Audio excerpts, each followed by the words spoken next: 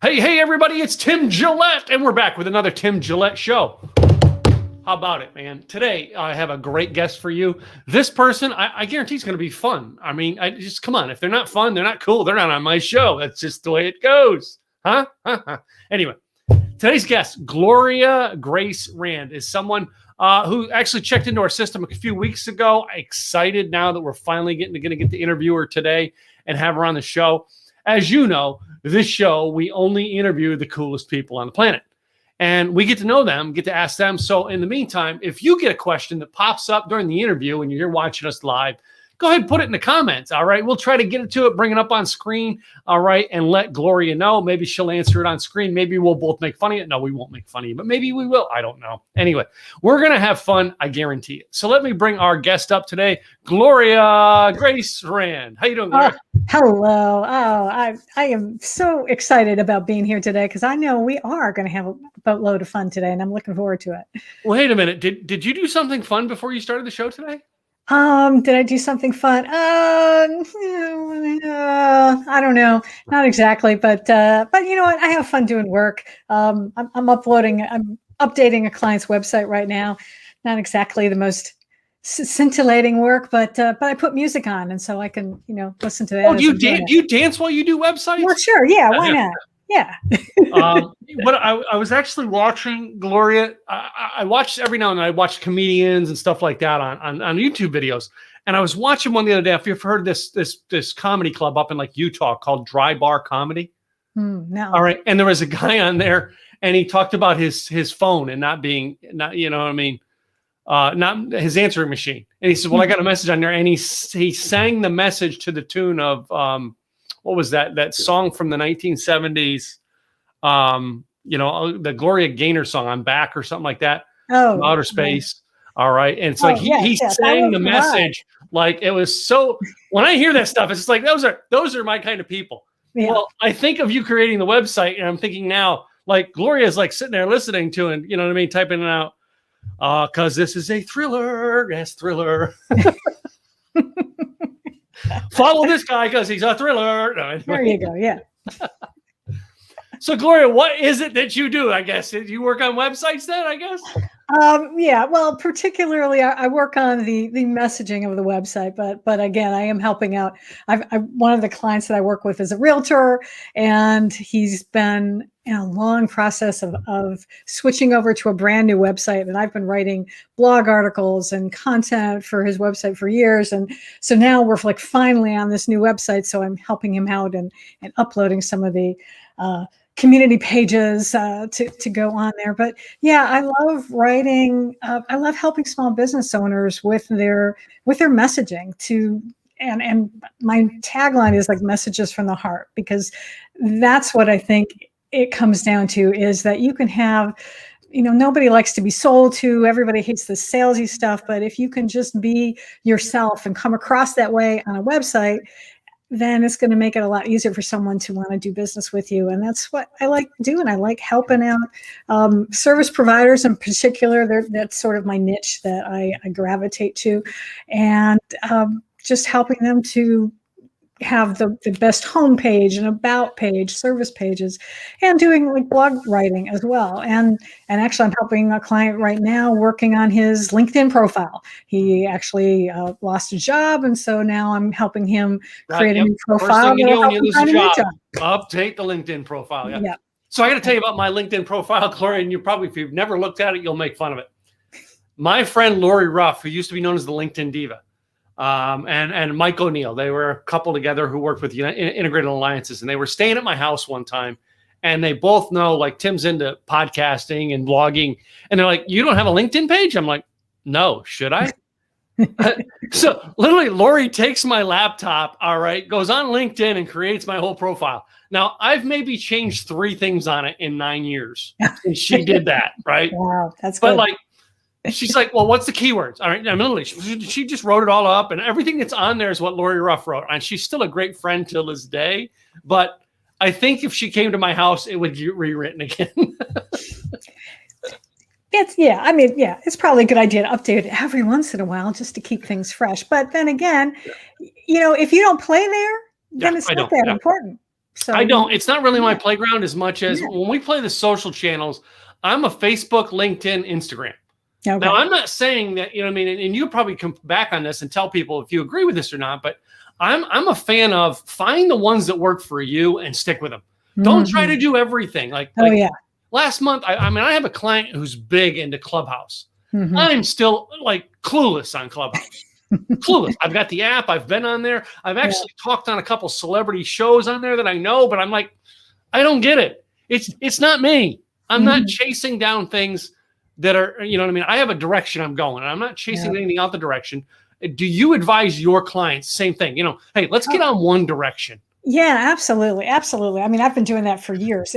You need to find out, number one is you need to find out where are your clients? Where are they Mhm. hanging out? Because that is the playground that you want to be hanging out on. So master that and take the time. If you want to expand later and dabble in some other ones, sure. But you don't want to spend, that's like the 20% of your time, but spend 80% of your time in the places that it's going to make the most sense for you and your business and your clients. Yeah, yeah.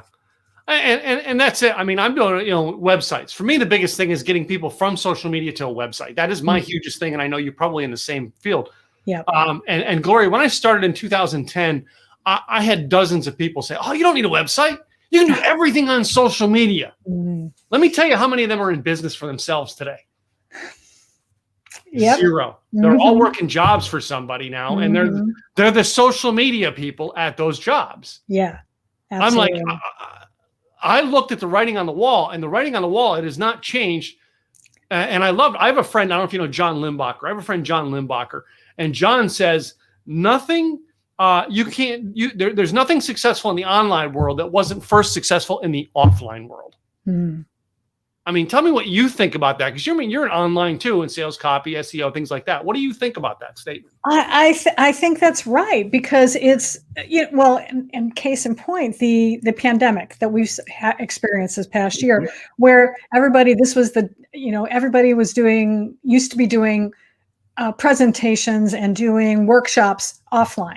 Mm-hmm, mm-hmm. But we had to pivot and do them online. And a lot of people actually found it to be working better because now they've been able to reach people all around the world that weren't able to fly into Florida, for instance, for a conference. And now they've been able to attend them online. So, yeah, I agree with that totally, that there are things that we do offline that have to go online, and the website is that's your home base. That's where you want to get people to come, so that's you can control that. You can't control necessarily what Facebook is going to do or Clubhouse or any of those things, because they can change the rules anytime they want. Yeah, and I I used this as an example years ago. There was a conservative talk show host hosted his own talk show on YouTube, and they kicked him off because they didn't like his message or whatever, right? But then, I mean, I kept telling people for years. You remember Blab, by the way? Oh, I loved Blab. Yeah, I was huge on Blab. Yeah, and I mean, I had people on Blab going, "Oh no, you don't social media experts. You don't need a website. You can do everything on Blab. Blab's all you need now, right?" Right. And I'm like, less than a year, boom, gone. Yeah. Yeah. Right. And people are not looking at that. But then 2020 hit it big for me because I now had a perfect public example of it. And I'm not approve or disprove of this person. All right. Is when they kicked Donald Trump off of social media. Yeah. The sitting United States president, they kicked him off of social media. If they can kick him off, they can kick you off. Oh, absolutely. Yeah. You better have an audience. You know what I mean? And again, it's not about Donald Trump. It's about the message. If you can't actually share your message everywhere, you better control where you can get it. Control your audience. So that being said, how long have you been doing like list building and getting people from social? Oh, well, I've been doing this copywriting work now since 2009. I can't believe it's been that long. Wow, you're 12 years in, yeah.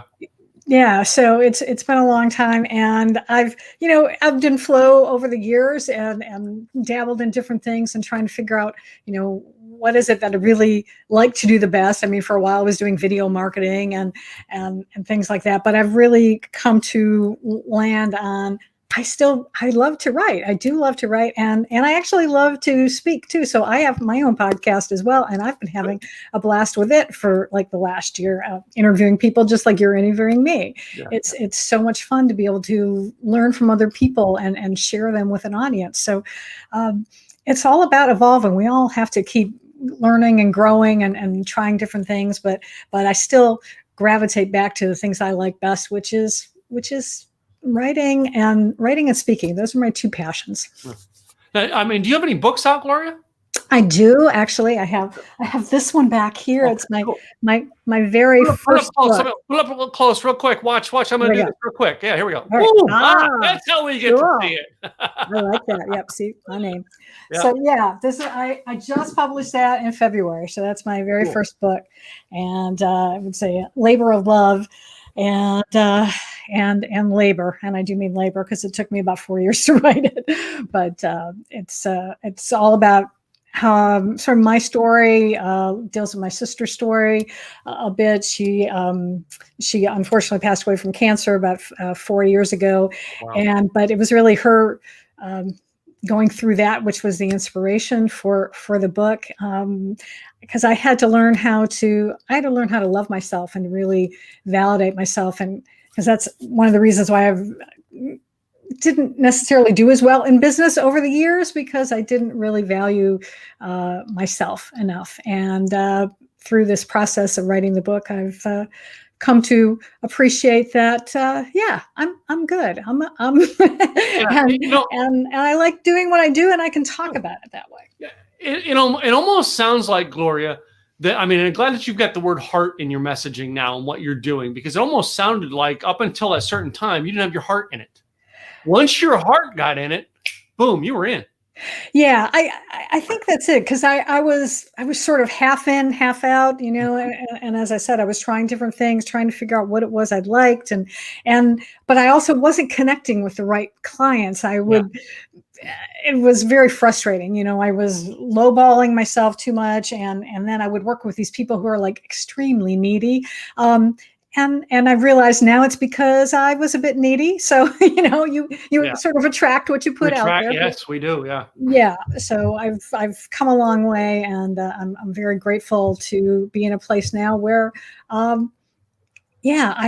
love who I am. I love what I'm doing, and I want to be able to help more people also be able to appreciate themselves as well. So not only do I do the copywriting, but I'm also doing some coaching as well. And, really want to work with women entrepreneurs in particular, because I think we're also the hardest on ourselves. We do try to do everything instead of delegating. And that was a mistake I made early on as well. Not delegating things and trying to control everything. It doesn't work very well. Not for long anyway. No. But, I want to circle back to something there, because you said that, it was when your sister passed away. For me, my book, all right, it was, I spent 6 years getting ready to do this, or I even did what I do now. 6 years getting ready. And I remember telling my dad two people that influenced my life was my dad and Zig Ziglar. And I remember when Zig said, Tim, you should write a book. Yeah. And I told my dad, I'm going to write a book. And then my dad passed away and it wasn't done. And then Zig passed away and it wasn't done. Yeah. And I'm like, oh my gosh. You know what I mean? I still, every time I'm working on a project, I still hear my dad going, yeah, Tim, you can do this. And I hear Zig going, Tim, you should do this. And it's funny that we hear those voices. Do you now, being as close to your sister, do you have your sister's voice in your ear every now and then go, Gloria, you need to do this? Well, absolutely. And in fact, one of the parts I was struggling with last fall to write was about like valuing myself. And for one reason or another, I was led to kind of look up, I wanted to check some dates, and I looked up one of her journals, and I found in there a journal from her where she was talking about her own doubts and the fact that she was having trouble really wanting to live and struggling with this cancer that she had, because it was a very, very rare cancer, a pediatric cancer, and she was 63 when she was diagnosed. Wow. So, it just sort of brought home to, it was like, yeah, we all have our doubts. And I really felt like it was her way of reminding me that I needed to get this message out. I need to, in a way, get over myself and to value what was unique about myself. And so, yeah, I do feel she's helping me out, and it's good to have that. And I took me a long time to get over losing her. Her death really hit me hard. But now I can look back on the time we got to spend together and really appreciate, we actually did have some good times together, because she was 10 years older than me. And so we didn't really get to know each other well until we were adults anyway. But she lived in Arizona, I live in Florida, so we didn't get to see each other that much. But through this process, we did get to spend more time together, got to compare childhoods and things like that, and it all worked out.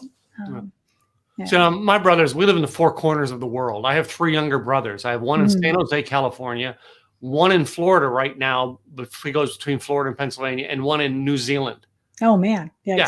And you know what I mean? I'm glad that my mom, when she retired, she moved close to me in Dallas. But anyway, I came to Dallas. You'll love this. You'll love these stories. But I came to Dallas because my youngest brother lived here at the time. He's in New Zealand now. Oh, wow. But I find it unique about how as we get older, we grow closer to our siblings. I'm really close to my brothers now. My one brother, Jim, was here before he went to Florida for the winter. He came here. He came here in February and said, "Hey, I'm going to go south and visit my brother, in the winter time, and then I'm going to go further to Florida." And he came here, and we had that big frost freeze here in Texas. When he came. But then my other brother in San Jose, we chat all the time, and we're now all playing like an online game together. Oh, cool! And it's like, when we were younger, we look at our siblings like, you know what I mean, like they're enemies. And now that we're older. Oh my God! I wish we all four lived together, because if we did, we'd be at the bar every Friday night or something, But anyway, how? I mean, is she your only sibling, or do you have others? And how close were you in your senior years with all of them? No, we did have we had an older brother, and he was 4 years older than she. But unfortunately, I lost him suddenly when I was a freshman in college. Oh, wow. And that's a whole nother story for another day. But so it was really just my sister and I for longest time. But one of the amazing things that happened recently, and actually this happened just last year, right before we got into the lockdown, was the fact that I discovered on going on to Ancestry.com, I actually reconnected with my brother's son. This was a child he had put up for adoption. Oh, wow. And because he was in the Navy when I was a kid growing up, and evidently he got a girl pregnant, and they decided to put the baby up for adoption. And I only found out about that even after my mom died, like about 15 years ago. And so I tried to find him off and on. And for whatever reason, last year, I just said, I'm going to go check Ancestry.com, and I wanted to look up something. And there was this message, and I'm reading it, and it's like, oh my gosh, this is him. And that was amazing, because he was born in California. But what blew my mind was that he now lived in Florida. He lived an hour away from me. Wow. So we were able to actually go see each other that weekend, because I got him on the phone right away. And it was just like the hole in my heart from when my sister passed was full, because it was like, now I was reconnecting with another part of my family that I didn't think I was ever going to be able to connect with. Yeah. So. And it's funny how we connect it to family members like that. For me, because my dad never heard me as a speaker. I mean, and it's something my father encouraged me to do for 6 years before he passed away. And I go, yeah, Dad, I'm going to get around to that someday. Right.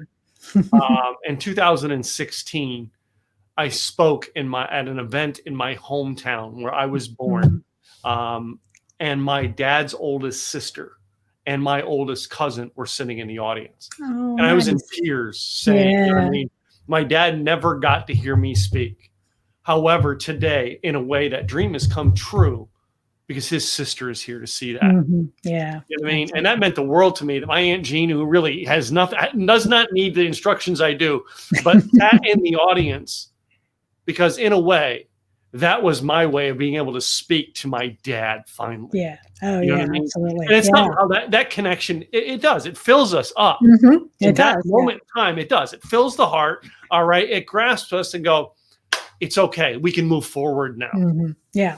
All right. We can let go of that pain. Right. Mhm. Yeah. It's similar, right? Yeah. Oh, yeah. Yeah, definitely. Yeah. Yeah. It No. was Um, spectacular. So let me ask you this then. I mean, so over the years, all right, you know what I mean? Are you one of those people who's had to go through multiple businesses or multiple ideas or careers to find what you do? Or is this something like, no, I got this. This is what I'm going to be in. Well, it's this is my first business because, but it's interesting that when I first started, I went to, well, first off, I majored in school in business administration just as I figured it would help me get a job, which was ridiculous. So, so unfortunately, when my brother died, though, I was like skipping school and doing bad. So I wound up actually going to see a counselor. I took one of these aptitude tests and realized that, oh, you should major in mass communications. So I did that, and actually specifically television production. And so I wound up getting a job working for the public television station in Miami on the staff of the nightly business report. And when they used to produce it out of there. And so for a long time, that was my business. I worked my way up from being the person who would type up the stock prices and the names, and actually I was also hired to help them install the computer system to switch over to computers. That's how long ago this was. I'm not a spring chicken, but I wound up working for this television program, and I never wanted to be in front of the camera. I was quite content to be behind. I wound up being a writer and a producer of the show, but then we wound up moving from Miami, where the show was based, to Orlando, and so I had to figure out something else to do because working for NBR spoiled me. I did not want to work in local television. I didn't want to have to work weekends. I didn't want to have to work holidays because I didn't have to do that when the stock market was closed. Yeah. So I sort of did some soul searching for a while, and then wound up actually getting this advertisement kept coming in the mail asking if I could write a letter like this. And it was from a company that was advertising how to do direct mail copywriting. And that's how I wound up getting into learning how to do copywriting. And then specifically, I got into doing SEO. And I loved the search engine side of it because I could use sort of the logical part of my brain to figure out what keywords would attract Google, and then the creative side to actually apply them in a way that was more appealing to a website visitor. And so that's how I've been doing it. But now I've decided that in doing that business, I had to start actually being more outgoing and talking to people. And then I started doing videos, and now I actually like being in front of the camera. So go figure. I get that. I love that you brought up the term SEO, because I'm going to bring up two letters that everybody talks about: SEO and SEM. All right. SEO stands for search engine optimization. Oh, it's not some extraterrestrials outside? No, I wish. But if you think about the concept of what I just said, some extraterrestrials outside. Oh, yeah. Your objective is to get them inside, right? That's true. I like that. I said that as a joke for years, and an SEO guy goes, do you not understand how close to the concept that really is? Yeah, I know. I'm like, it was a joke, right? But now the other term, SEM, what does it stand for? That stands for search engine marketing. No, it doesn't. No? It stands for Simple Easy Marketing, and I own the trademark on that. Very good. Okay, I like that. A friend of mine here in Dallas has an SEO, SEM group. And I used to always make fun of them before I had that. I was like, I don't need that group. I don't do search engine marketing, right? And I always made fun of him. Now he's not even in that. He got out of that line of work because he's working for another company, and he bought one of these barbershop franchise type deals, and he's in it. And I had him on here last year, but I used to always make fun of him, and I used to show up to his meetings every now and then. He goes, "What are you doing here? You don't need us." And he never forgot that I said that to him one day. So anyway, no, I mean, it's funny because search engine optimization has been a term There's been both good and bad. I mean, there are people out there who misuse that concept, like misuse it entirely. Mm-hmm. And there are people out there who are going, no, you need to understand when people actually go to Google or Yahoo, when they're typing something in, all right, what they're looking for. And if what you are putting out there, all right, is not the words that they're typing in, the two aren't going to connect. Yeah. I'm like, absolutely. Yeah. And most people don't get that. They think, and I've seen this a million times, and I get the emails for it. You probably do too, of all the people. Hey man, we can help you be number one on Google, blah, blah, blah, blah, blah. Yeah, I can be number one on Google too. I just buy the ad spot. But anyway. Yeah. Yeah. Because it's way harder. Please go ahead. Yeah, no, because it's way harder to be number one on Google today than it was back when I even first started my business. Because one of my first clients, I was able to get on the first page of Google just by making some simple tweaks to their website. Now it is a lot more complicated. And that's why I really believe now it's more important is just to concentrate on the messaging. Yes, you have to do some of the technical stuff, but it's really more about showing up and how you show up, where you show up, and consistency, and just continuing to be true to who you are and have that same consistent message. And then, people are going to find you. Yeah. I mean, no, Gloria, I mean, I did in 2000, what was the year that the Eagles were doing the history of the Eagles? 2013, I think, right? I actually beat on a Google search, history of the Eagles 2013. I beat the Eagles website with my blog posts. Because I was writing blog posts consistently and had them mentioned in it. And most people don't realize, and that was in a time frame. Yeah. If you go search it now, I'm not in there because that's a keyword on their website that's permanent, whereas mine was, I can trick it to get there. Blog posts, ladies and gentlemen. That's why I'm in blog. But the idea I hear, Gloria, of how many people, I can trick the system. And they don't realize that, you know what I mean? The reason that Google and search engines are always trying to make the services better is because people are always trying to trick. And like, if I'm searching for turtles and I show up to your website and you're selling cats, and you did everything in the world to use the keyword turtle to get me there, guys, pretty soon, Google's going to realize that you didn't actually have the right keywords in place. You're tricking people. Yeah, right? Absolutely. Yeah. And that drives me crazy because I see like so many companies that are like, oh yes, we can get you on the first page of Google. Sure, it's going to be for some obscure keyword phrase that their real clients are actually going to be searching for. Sure, they can do that, but then you just wasted money investing in those companies, and you did. Makes me crazy. Yeah. And again, I tell people I know nothing about SEO, but I know how to blog, and if I'm actually trying to do something on a consistent, regular basis. All right, I can blog about it, and that is that right there shows what you just said about being repetitive and on there. Yeah, absolutely. So, for instance, I have one of the pictures that I did many, many years ago.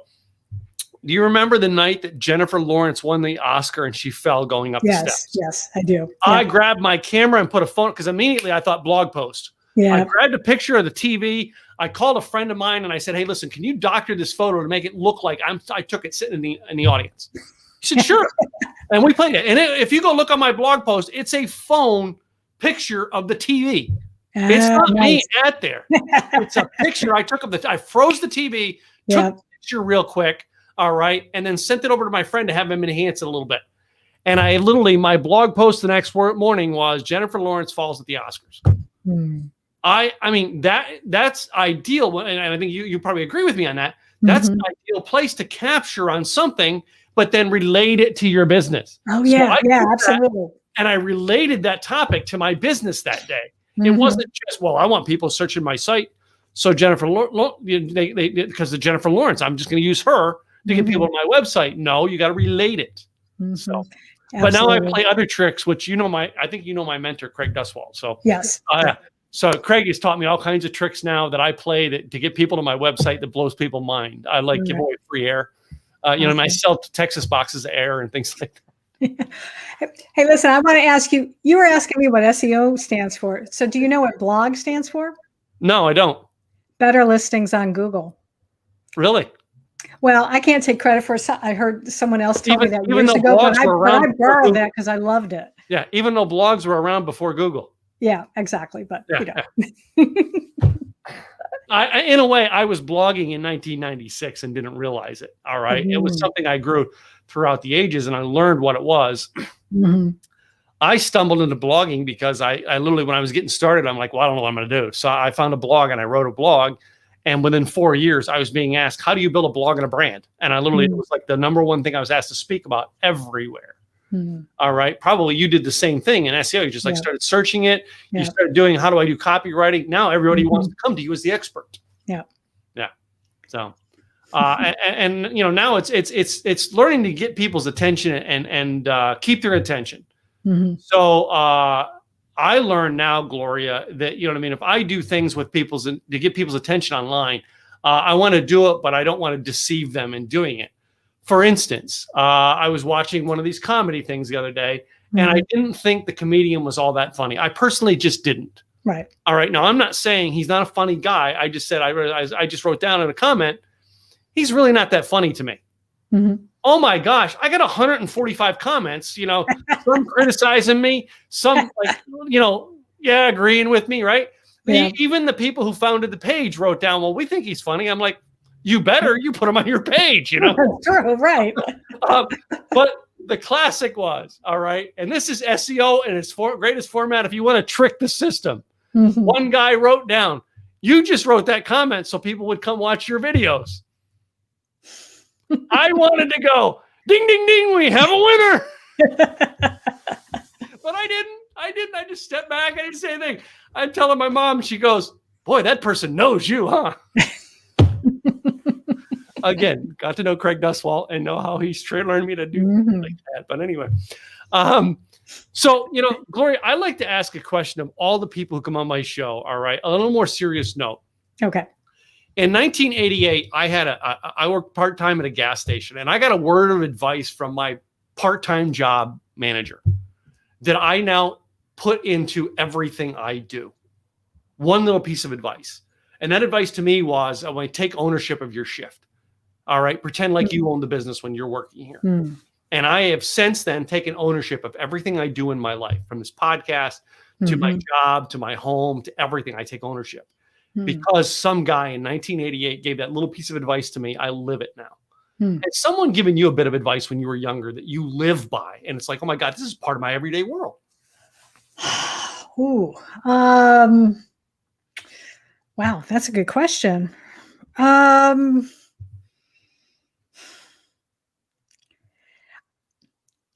Well, you know, I would have to say, in a way, what is coming to mind is something that my mom would do, and that she always believed in, like, taking advantage of opportunities, because if you don't, then, you know, it won't be there. And so it's really about recognizing when there's something really good, something that you really want, that if it really makes sense, to go for it, because otherwise you're going to kick yourself later, and because those opportunities can disappear. And so I think that's probably one of the things that I've lived by. And of course, I think she really referred to it when she wanted to buy jewelry, that she would go to the store and then find that jewelry wasn't there. But I applied it really in business, and being able to be aware of when opportunities knock, to take a hold of them and grab them. Yeah. Yeah, very similar to that is I had a friend that also told me 2003, I lost one of my best friends, and his wife, you know, he had a Ferrari, and his wife let me take it for a drive when I come back. And she said to me, you know, if you ever get a chance to get your dream, don't put it off. If you can do it, don't put it off. Right. Very similar to what you got there. And I remember the day that was like in 2011 when the opportunity came to buy my dream Harley Davidson. All right. I was willing to put everything on the line. My wife came over and co-signed and you know, everything, and we got it. Yeah. And, you know, I mean, and I thought back to that bit of advice. And while most people are going, yeah, she's looking for a piece of jewelry or something like that. No, that's sunk in, because you only get one go round on this earth. You know what I mean? And that's an opportunity you take advantage of. Yeah. So, I mean, what are some of the advantages of, like, you know what I mean, when you look at your business that you took advantage of and you're thankful for now? Well, I would say one of the big ones that I did was, and this was actually shortly after my sister was diagnosed with cancer, was to invest in a program to learn how to run masterminds. Mm. It was practical skills that they taught. I learned how to facilitate workshops, and I've utilized a lot of what I learned in there in running my own workshops. I learned how to do like experiential exercises. But what was there were two other main benefits of being in that program. One was just meeting once a month with a group of people who were the most amazing heart-centered entrepreneurs who also then helped me a lot to support me after my sister passed. And they lifted me up through that part. But it also included personal development workshops that I attended. And during those workshops, it really helped me to heal some of the trauma and things that I had gone through as a kid. My dad was an alcoholic, and God love my mom, but she also, she had her own demons as well. And so it made life growing up challenging. And I had a lot of fear and things, and a lot of self-doubt. And so the benefit of being in that program really allowed me to start doing some healing work. And I'm so grateful for that. So again, and it was a huge investment. I mean, it was the biggest investment I had ever done in my life. I mean, other than college. And frankly, I think in a way, even more than that, since I went to college a long time ago. But yes, back then, ladies and gentlemen, you could actually almost pay for a year of college for less than it would cost to, get coffee for a year. yeah, exactly. But this was something that I was like, I knew I had to invest in, and it was worth it. Yeah. Now, I remember the first coaching program that I signed up for, and I remember, the first, I should say, couple $1,000 one. Mm-hmm. And at the time, I mean, I had that dream motorcycle at the time. I literally was like, I don't know how I'm going to do this, but I'm going to do it. And I stretched on my credit cards to put the down payment down. And I remember calling my wife from the conference and going, just before I get home, take my motorcycle to the dealer and sell it back to him. Get rid of it. Mm-hmm. I got to move forward, and that will help me do it. If I don't have to face that when I get back, and I'll find a new mode of transportation. And I remember my wife saying, no, we're going to find a way for you to do this. Mm-hmm. All right. Because that was something as a partnership, we went together. We're going to help each other succeed no matter what. Right. That's awesome. Do you have a partnership? All right. First of all, whether it be marriage or a friend that you can partner with like that goes, you know what, no matter what, we're going to do this. We're going to push through. Well, really, it really was my sister for a long time, in that she was my cheerleader, and she was the one who would really encourage me, especially in those days when I was feeling down. And so she was served that purpose for me. I have another good friend now who is who's also very supportive, and we've even been doing some work together, which is nice. Exploring some different things. And she was telling me today about this wonderful retreat center she visited over the weekend in North Carolina. She's like, ooh, you need to look at this, Gloria, because I think this might be something we may want to do down the road. And so, so it's good to have, a few people like that in your corner who can cheer you on. Cool. Yeah. So, and last question I always like to ask, Gloria, there's people listening today. Some of them are attracted to what you do and I do, and some of them are not. Mm-hmm. But we have an audience today that we really don't know who they all are. Yeah. But you're a heart person and you're an intuitive person. What advice would you give them? I would tell people to, especially if they're wanting to figure out who to work with, or they're wanting to make a big decision, is to really spend some time getting quiet and really searching their heart for what they want. And to start even just with small things, because sometimes we've sort of been taught not to trust our intuition sometimes.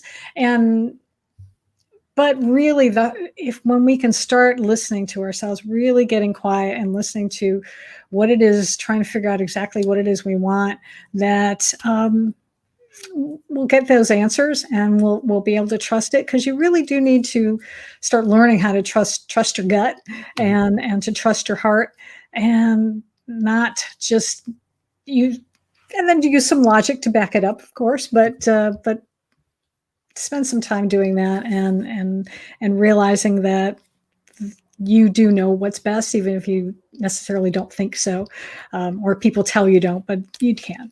Cool, cool. So, and what is your ideal client right now? Well, I would say my ideal client is like I said, a service-based entrepreneur, someone who really wants to get their message out there, and they've been having trouble connecting with people, and I don't want to say necessarily that they're not being authentic, because that word is being bandied about a lot lately, but it really is about some people have some doubts, and maybe they don't value themselves enough, and yet they feel that they want to make a difference in this world. They know there are people out there that need what they have to sell. And I want to be able to help them develop that confidence, and then be able to help them craft that message so that they can connect with the people they're meant to work with. Cool, cool. Well, what is the best website so people can get a hold of you and reach out to you if they are in that need? They can go to gloriarand.com, and that is the best place where there's a contact form on there, and they can reach out to me there. You can always email me as well, gloria@gloriarand.com, Cool. or reach out on social media. But the website, that's the best place, really. And then you can learn all about all the different things. And I think you got a freebie on there too, like a newsletter or something they can sign up for. I do. Yes, I absolutely. I've got that. I've got some tips on how to be able to craft your message more appropriately. And and then you've got links to, I've got blog articles on there, because I do blog as well. And my podcast is there. And you can check it out. Cool. Well, I mean, I appreciate you being on the show today, being our guest. So, but before we go, I have a little game I want to play. Okay. Get my glasses on so I can read them. I can't even read my own writing without my glasses. I'm old, ladies and gentlemen. So, Gloria, 9 questions, this or that. You get to choose which one is you. Okay. Maybe we'll discuss it. Maybe we won't. Maybe we'll laugh. Let's see. Okay. Number 1, Star Wars or Star Trek? It's still Star Trek. Yeah. Yeah. So, I'm reading a book about it. In fact, it's on my nightstand. Okay. So when it comes to Star Trek, though, you know what I mean? There's two, and actually, I was just talking with a client about this the other day, too. We were using Star Trek metaphors. There's the first generation of Star Trek, like, you know what I mean, the original series, and then there's the next generation. So it's Kirk or Picard.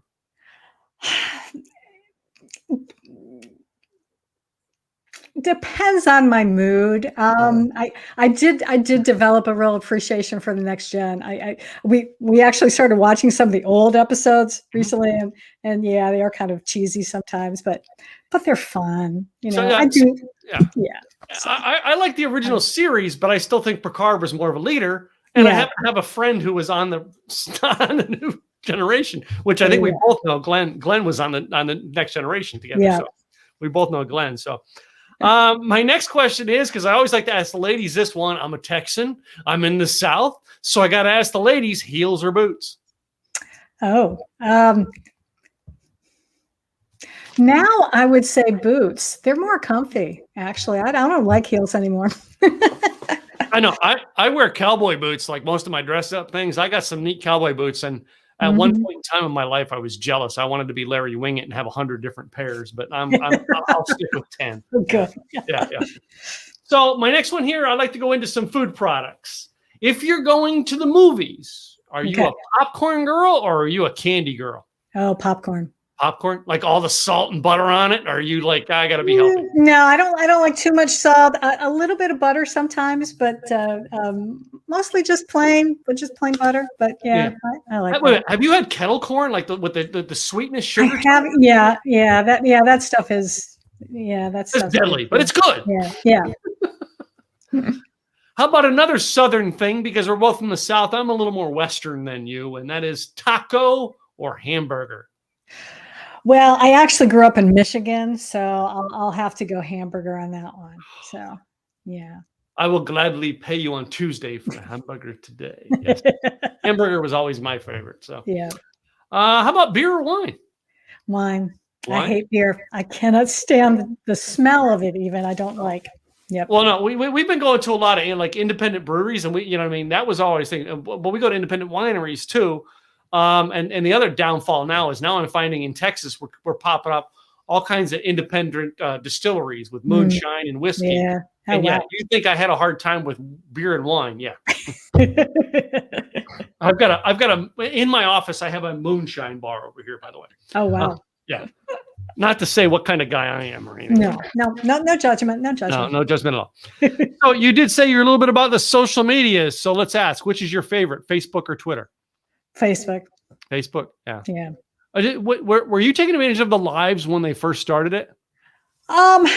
Somewhat. I've been kind of hit or miss on some of these. I go for a while and I'm good in doing them, and then I kind of peter out after a while. So yeah, I talk consistency. I don't always practice it. Well, I mean, that's why, truthfully, Gloria, this is why I created the podcast 3 days a week. Yeah. And literally 3 days a week, I have other people coming to create content with me. Yeah.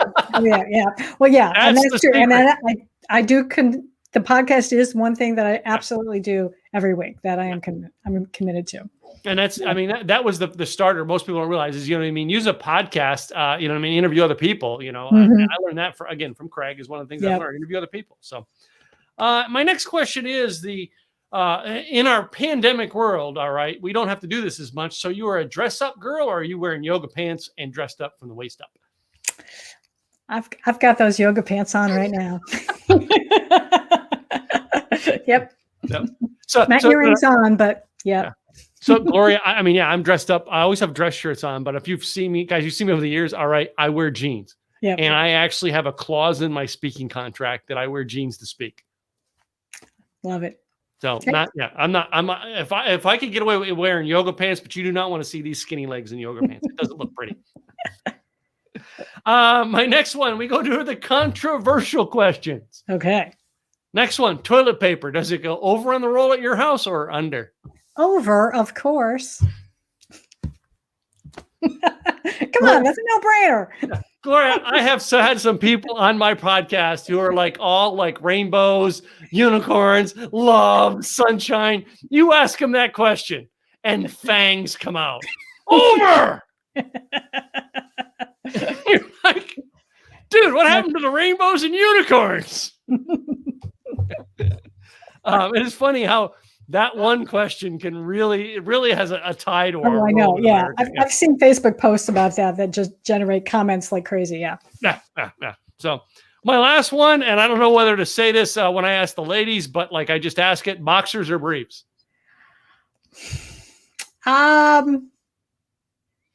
Boxers. Boxers? Okay. Yeah. I actually had a gentleman on a couple of weeks ago that I asked that question, and we talked for 10 minutes about what we like to wear and why. And I said to him, I says, only on my podcast can two cool dudes get on and talk about their underwear. I'll have to find that episode. Now I'm curious. His name is David. So, and no, he's a great guy. I've known him as a speaker for a long time. I finally got him on my podcast, and that was the greatest thing ever to end the podcast, was two guys talking about what underwear they wear. Sounds good. Anyway. So, Gloria, one more time for the audience, make sure they know your website, and I want to thank you for being on here today. Well, thank you for having me on. And yes, it's gloriarand.com. And I would love to connect with anyone out there if they need some help with their messaging. They need some help with, life in general. Let's talk. Let's have a conversation. I love it. So thank you for being on the show today, and and sharing your wisdom with us today, having fun with me. I appreciate when I get to have fun with people live on air. Me too. Thank you. You're a gracious host and a fun guy, and I had a blast. Yeah, cool. So you listener, I want to thank you guys for being part of our show. If it wasn't for you, we wouldn't have a show. So we thank you, and we ask you to go check out each one of these cool people that we bring on the show. Today's guest, no different. Go check out Gloria Rand at gloriarand.com. And I'm telling you guys, SEO, all right, and traffic to your website is a serious thing. And that's, while we may have joked around today, it is something serious you need to do. And if Gloria is the right person for you to get your copy right, by all means, reach out to her and connect to her. I'm Tim Gillette with the Tim Gillette Show. Be sure and subscribe to us on Apple and where you get your podcast, as well as our YouTube channel. I'll be back real soon with another guest. Until then, have a great day. Bye now.